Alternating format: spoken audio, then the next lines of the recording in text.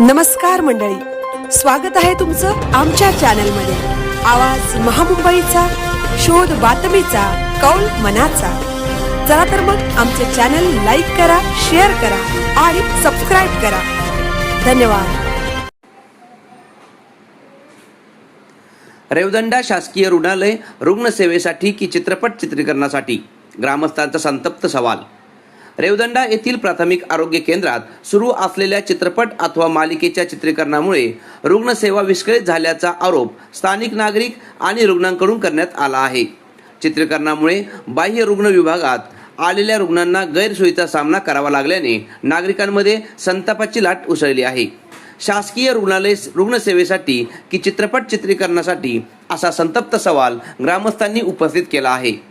रेवदंडा प्राथमिक आरोग्य केंद्र हे पंचक्रोशीतील सर्वसामान्य व गरजू नागरिकांसाठी महत्त्वाचे आरोग्य केंद्र असून येथे दररोज सकाळी 10 ते दुपारी 2 या वेळेत सुमारे 50 ते 100 रुग्ण उपचार व तपासणीसाठी येत असतात।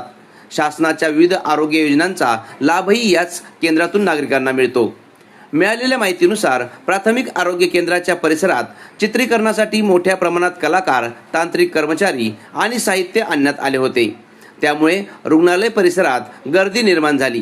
काही रुग्णांना तपासणीसाठी दीर्घकाळ प्रतीक्षा करावी लागल्याची तक्रार असून आरोग्य कर्मचाऱ्यांच्या नियमित कामकाजातही अडथळे निर्माण झाल्याचे सांगण्यात आले। विशेषतः वृद्ध नागरिक, महिला आणि लहान मुलांना उपचारासाठी येताना अनेक गैरसोयींना सामोरे जावे लागल्याचे ग्रामस्थांनी नमूद केले। सहकारी आरोग्य संस्थेत रुग्णसेवेला सर्वोच्च प्राधान्य असताना अशा प्रकारच्या चित्रीकरणाला परवानगी कशी देण्यात आली असा प्रश्नही नागरिकांकडून उपस्थित करण्यात येत आहे। या संदर्भात जिल्हा आरोग्य अधिकारी डॉक्टर प्राची नेहुलकर यांच्याशी संपर्क साधला असता त्यांनी सांगितले की प्राथमिक आरोग्य केंद्राचे नियमित कामकाज पूर्ण झाल्यानंतर सायंकाळच्या वेळेतच चित्रीकरण करण्यास परवानगी देण्यात आली होती। रुग्णसेवा सुरू असताना कोणत्याही प्रकारचा अडथळा निर्माण करण्यास परवानगी देण्यात आलेली नव्हती। डॉक्टर नेहुलकर म्हणाल्या, जर ओपीडी सुरू असताना रुग्णांच्या तपासणी अथवा उपचार प्रक्रियेस बाधा आली असेल तर ती गंभीर बाब आहे।